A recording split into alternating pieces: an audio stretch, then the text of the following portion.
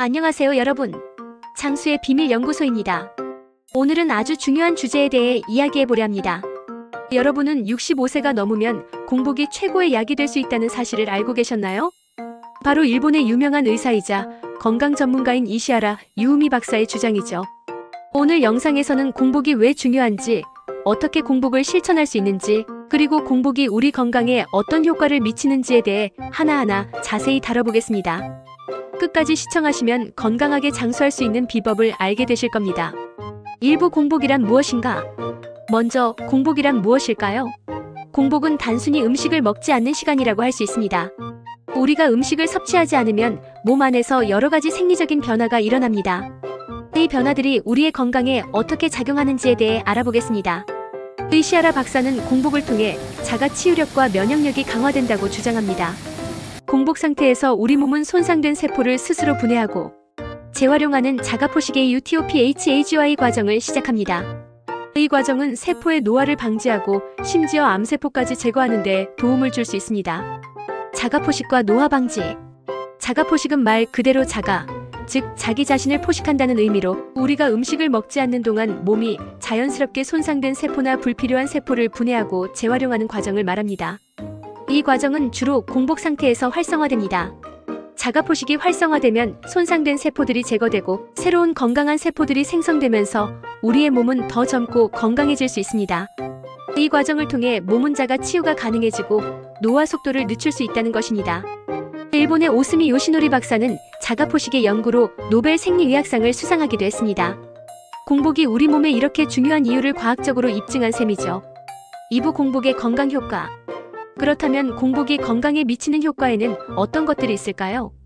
공복을 실천하면 우리가 기대할 수 있는 건강상의 이점들을 자세히 살펴보겠습니다. 체중 감량. 공복을 실천하면 자연스럽게 칼로리 섭취가 줄어들고 그로 인해 체중이 감소하게 됩니다. 또한 공복 상태에서 우리 몸은 지방을 에너지로 활용하기 시작합니다. 특히 168 간헐적 단식을 통해 공복 시간을 늘리면 체내 인슐린 수치가 낮아지고 그로 인해 지방이 더 효율적으로 분해되게 됩니다. 혈당 안정. 공복 상태에서 인슐린 수치가 낮아지면 혈당이 안정됩니다. 이는 당뇨병 예방에 매우 중요한 부분입니다. 공복을 실천하는 사람들은 당뇨병 위험이 줄어들며 특히 나이가 많을수록 중요한 예방 방법이 됩니다. 면역력 강화. 공복은 면역 시스템을 강화시켜줍니다. 공복 상태에서 면역세포가 활성화되고 몸은 외부의 바이러스나 세균으로부터 보호됩니다. 특히 노년기에는 면역력이 떨어지기 때문에 공복을 통해 면역 시스템을 강화하는 것이 매우 중요합니다. 장 건강 개선. 공복은 장내 환경을 정화시켜 장 건강을 개선하는 데 도움을 줍니다. 공복 상태에서는 장내 유익균들이 활성화되고 이로 인해 소화 기능이 개선되며 변비 예방에도 효과적입니다. 정신 건강 증진. 공복은 뇌에서 신경 전달 물질인 세로토닌과 도파민을 더 많이 분비시킵니다. 이로 인해 기분이 좋아지고 스트레스가 줄어들며 우울증 예방에도 도움이 됩니다. 특히 공복을 통해 정신적으로도 더 맑고 집중력이 좋아지는 효과를 볼 수 있습니다. 3부 공복 실천 방법. 이제 공복을 어떻게 실천할 수 있는지에 대해 알아보겠습니다. 공복은 처음에 다소 힘들 수 있지만 조금씩 시작하면 몸이 적응하게 됩니다. 간헐적 단식 168. 가장 쉽게 시작할 수 있는 방법은 간헐적 단식입니다. 이 방법은 하루 16시간 동안 아무것도 먹지 않고 8시간 동안만 식사를 하는 방식입니다. 예를 들어 저녁 7시에 마지막 식사를 마치고 다음날 오전 11시에 첫 식사를 하면 됩니다. 이 방법은 많은 사람들이 실천하는 방식이며 부담 없이 시작할 수 있습니다. 저녁 식사 줄이기. 이시하라 박사는 특히 저녁 식사를 줄이는 것이 중요하다고 말합니다. 저녁을 가볍게 먹거나 아예 생략하면 수면 중에도 공복 시간이 길어져 더욱 효과적인 노화 방지 효과를 얻을 수 있습니다. 배고픔을 즐기는 습관. 처음에는 배고픔을 느끼면 불편할 수 있지만 공복을 즐기는 습관을 들이면 점점 더 가벼운 느낌을 받을 수 있습니다. 배고픔은 우리 몸이 건강하게 기능하는 신호로 받아들이고 조금씩 익숙해지면 더욱 편안하게 공복을 실천할 수 있습니다. 4부 공복과 장수의 관계.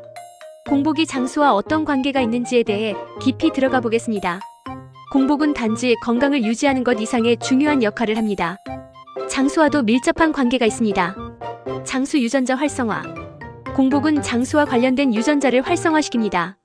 연구에 따르면 공복을 통해 노화 방지와 관련된 유전자들이 활성화되어 더 건강하게 오래 살 수 있다는 증거가 있습니다. 이는 단순히 나이를 먹는 것을 넘어서 건강하게 나이를 먹을 수 있는 방법이기도 합니다. 심혈관 질환 예방. 공복은 심혈관 건강에도 중요한 역할을 합니다. 공복을 통해 혈압을 낮추고 혈당을 조절함으로써 심혈관 질환의 위험을 낮출 수 있습니다. 나이가 들수록 심혈관 질환이 걱정되는 만큼 공복을 통해 예방할 수 있다는 점은 매우 중요한 포인트입니다. 오부 공복과 치매 예방. 치매는 노년기 건강에서 큰 걱정거리 중 하나입니다. 공복이 치매 예방에 어떻게 도움이 되는지 알아보겠습니다. 뇌세포 재생. 공복은 뇌에서 새로운 세포가 재생되도록 도와줍니다. 특히 뇌의 신경회로가 재구성되는 과정이 중요한데 공복이 이 과정을 촉진하는 것으로 알려져 있습니다. 알츠하이머 예방. 공복은 알츠하이머와 같은 퇴행성 뇌질환을 예방하는 데 도움이 될 수 있습니다.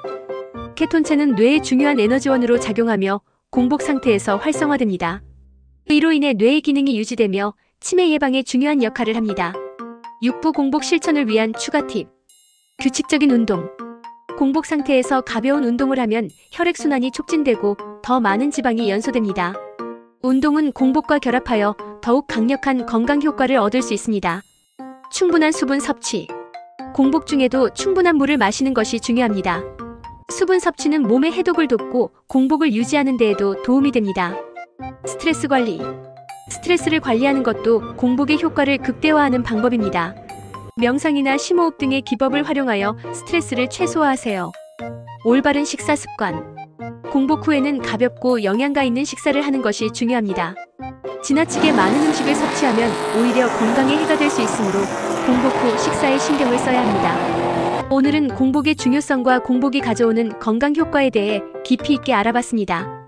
공복을 실천하는 것이 쉽지 않겠지만 조금씩 실천해가며 건강하고 장수하는 삶을 살아보시길 바랍니다. 이 영상이 도움이 되셨다면 좋아요와 구독을 눌러주세요. 앞으로도 유익한 건강 정보를 가지고 찾아뵙겠습니다. 감사합니다.